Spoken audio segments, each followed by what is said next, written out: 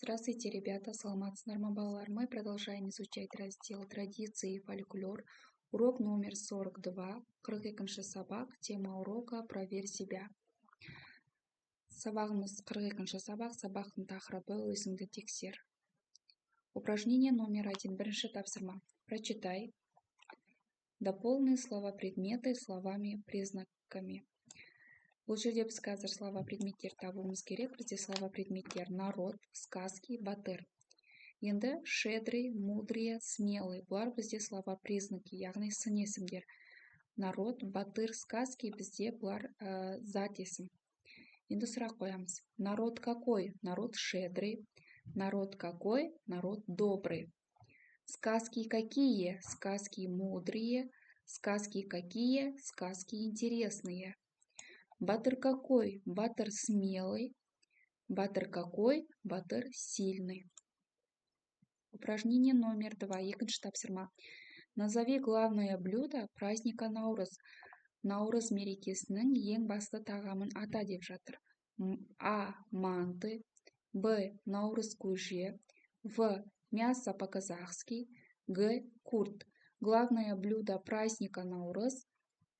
Наурыз көже. Упражнение номер 3. Үшінші тапсырма. Назови героев сказки Жадный бай и Алдар көсе. Какие они? Алдар көсе және Сараң бай ертегісіндегі басты кейіпкерлерді атаймыз, және олар қандай? Слова подсказки, көмекші сөздер. Толстый, умный, жадный, хитрый, злой, добрый. Герои сказки. Ертегі кейіпкерлері Алдар көсе и бай. Бай какой? Бай толстый, жадный, злой. Алдар көсе какой? Алдар көсе умный, хитрый, добрый. Упражнение номер 4. Төртінші тапсырма. Правильно произнеси слова предметы со словами-признаками. Батыр какой? Батыр сильный. Ласточка какая? Ласточка быстрая. Небо какое? Небо голубое. Город какой? Город большой. Сказка какая? Сказка интересная. Облака какое? Облака белые. Упражнение номер 5. Бесінші тапсырма. Спиши текст. Вставь пропущенные буквы. Назови правила. У Маши и Даши в чашках душистый чай.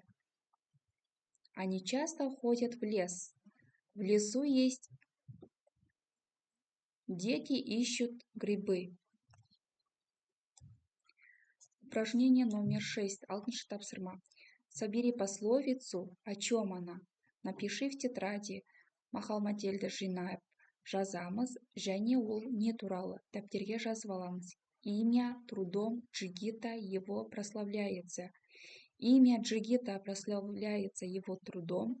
Значение слова не в силе, а его труде. Упражнение номер 7. Жетінші тапсырма. Прочитай выразительно текст. Это стихотворение или рассказ?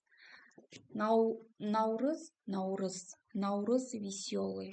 Наурыз, Наурыз в городах и селах. Чтобы мы дружно пели, ты пришел с капелью. С шумными скворцами, с первыми цветами. Наурыз, Наурыз, светлый праздник Наурыз. О каком празднике говорится в тексте? Это стихотворение. В тексте говорится о празднике Наурыз. Упражнение номер 8. Сегізінші тапсырма. Найди в тексте стихотворения слова с предлогами. Назови их. Слова с предлогами в городах, с капелью, с шумными скворцами, с первыми цветами. Упражнение номер 9. Тоғызыншы тапсырма. Назови слова, которые относятся к разделу традиции и фольклор. Напиши их в тетради. Традиция және фольклор деген тақырыпқа жататын сөздерді, кілт сөздерді табуымыз керек. Сказки, народ, батыр, игры, Наурыз, дерево, дом, обычай, легенда, земля, угощение, дружба. Традиции и фольклор, сказки, народ, батыр, игры, наурыз, обычай, легенда, угощение, дружба. Спасибо за урок. До свидания.